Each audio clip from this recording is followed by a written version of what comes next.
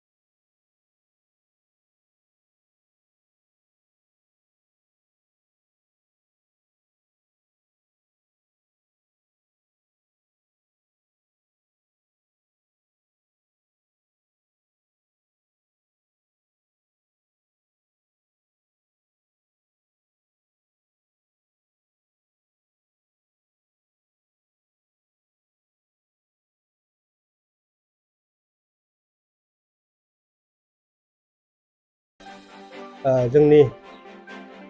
जे XNDP बिथांमोननिसिम जोङो clear खालामनानै होनो ओंखारदों जे मोनसे जाथाय जालांनाय बेवहाय XNDP हिसाबै जेबो सोमोन्दो गैया आरो XNDPफोरखौ जोङो बर' माहारिनि मोनसे समनि थाखाय थैनाय थांनायनि बर' माहारिखौ रैखाथि होनायनि थाखाय बिथांमोननि जि होलांनाय अबदान जों बिथांमोनखौ अराय मान होयो आरो बिथांमोनखौ बर' हारिनि गेजेराव अराय जुंथि जानानै थागोन। जों बेखौ आसा खालामो आरो जों बिथांमोनखौ मान होयो। दा बाथ्राया जादों मा, बेवहाय बि नायजाब बा आदिब नार्जारी बिथाङा बे दैमालु ओनसोलाव साननैसो सिगां फैनानै थाफैनानै बेवहाय मोनसे गोदान आफाद खुलिनायनि बाथ्रा बेवहाय जादोंमोन आरो बेखौ लानानैनो हालामनि रायजो राजा बिथांमोना बेलस्रि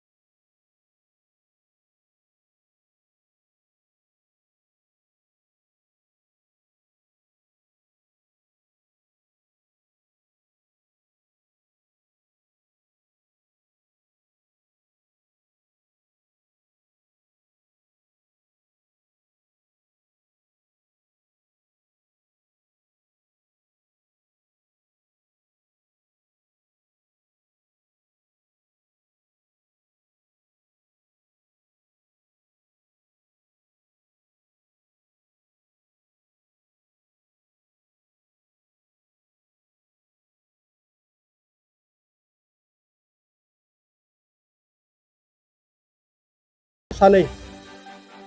सुबुंफोरा बेवहाय मोखां बिजाबाव फैनानै गुबुन गुबुन बाथ्राफोर बुंबाय थादों बेफोरो नंखाय जाहाथे आङो खावलायगोन बेफोरबायदि नांबा जाबा बाथ्राफोरनिफ्राय बुंनायनिफ्राय जेन गोजानाव थायो। जोंनि बे ओनसोलाव जोंहा गोबां खामानि मावनो गोनां दङ XNDF हिसाबैबो गोबां खामानि मावनो गोनां दङ जिहेतु जोंनि माखासे XNDFफोरा नांगौबायदि रिहेबिलिटेसनखौ मोननो हायाखै नांगौबायदि माखासे बिथांमोननि जि संस्थापन बेफोर जाफुङाखै बे बिटिआर एकर्डनि गेजेरजों जाफुंनायनि मोनसे दफा दङ हिसाबै बेफोरखौसो मावनो गोनां जोंहा दङ आरो बेखौ लानानै दुलाराय बर' फरायसा आफादा मानगोनां बिटिआरनि डिपुटि चिफ गबिन्द बसुमतारी बि फेरेंगा आरो बि अनजालु बिथांमोनजों जयैनो बिथांमोननि जि केस NIA नांनाय आरो मानिजाथाव रन्जन दैमारि बिथाङाबो जेलाव दङ हिसाबै बिथांमोनखौ माबायदि उदां अख्राङाव लाबोनो हागोन बेनि खामानिफोरखौसो ज'यैनो XNDFफोरजों दुलाराय बर' फरायसा आफादा मावगासिनो दङ जों बेखौसो मिथियो आरो बेसो जोंनि सोमोन्दो खिन्थु गावस्रालायनाय सोमोन्दो खालामना माने सासे सानै सुबुङा गावनि लाबा लाबनि थाखाय बेबायदि मावनायाव बेबायदि दावराव दावसि जादों जाहाथे आङो खावलायगोन गासैबो XNDF बिथांमोनखौबो जाहाथे बेफोर नाबां जाबां बाथ्राफोरनिफ्राय जेन गोजानाव थालायलायो ओनसोलखौ थासारिखौ जेन गाज्रि मोनसे दिगाव जेन लांलायलाया आङो बेखौसो सनितपुर जिल्ला दुलाराय बर' फरायसा आफादनिफ्राय जानानै बेखिनिखौसो खावलायहोगोन। बे समाव आङो CCBIनि आफादगिरि जे धीरेन बर' बिथाङा दाखालि बावैसो प्रेस मिटनि गेजेरजों माखासे बाथ्रा आरो दुलाराय बर' फरायसा आफादनि सायाव बा सनितपुर जिल्ला दुलाराय बर' फरायसा आफादनि सायाव बा बेलसि दफ्रा दुलाराय बर' फरायसा आफादनि सायाव माखासे सोंथि सोंदोंमोन दि मानो बेबायदि सासे CCBIनि गाहाय नेहाथारि बिथांखौ बुनो मोननांगौ सुनो मोननांगौ जोनो मोननांगौ नाथाय आङो बेखौ अलरेडि सिगाङावनो बुंथिबाय नाथाय बेवहाय CCBIनि जि आफादगिरि धीरेन बर' बिथाङा सासे एकर्डनि सिगनेटारिस जानानै बिथाङा दिनै बेबायदि कन्ट्रभार्सि रायजो राजानि गेजेराव जि नांलाय खमलायनायनि जि बाथ्राफोरखौ बुंथियालासिनो एकर्ड जाफुंनायनि सायावसो गोसो होनांगौ होननानै जोङो सनितपुर जिल्ला दुलाराय बर' फरायसा आफादनिफ्राय खावलायो जिहेतु नोंथांमोननि सायावनो आसा दङ बे एकर्डआ थाबैनो जाफुंगोन आरो बे एकर्डनि गेजेरजों दफाफोरा जुदि जाफुङोब्ला सनितपुर जिल्लाया बेवहाय हाबनो हागोन आरो बे ओनसोलनि जिखिनि हा हुनि जि समस्याफोर दङ बे जागोन बेनिखायनो आङो बिथांखौबो खावलायगोन जाहाथे नोंथाङा सासे सिगनेटारिस जानानै आरो नोंथाङा सासे दैदेनगिरि जानानै बर' हारिनि गेजेराव गुलाय गुजाय नांलाय खमलायखौ जेन लाबोआथों बेनिखायनो नोंथांमोननि गेजेराव जेन सावरायलायनानै मोनसे गोजोन थासारिखौ जेन इयुनाव आरो फैबाय थानाय समाव जेन लाबोयो आं बेखौसो बेखिनियाव खावलायहरबाय।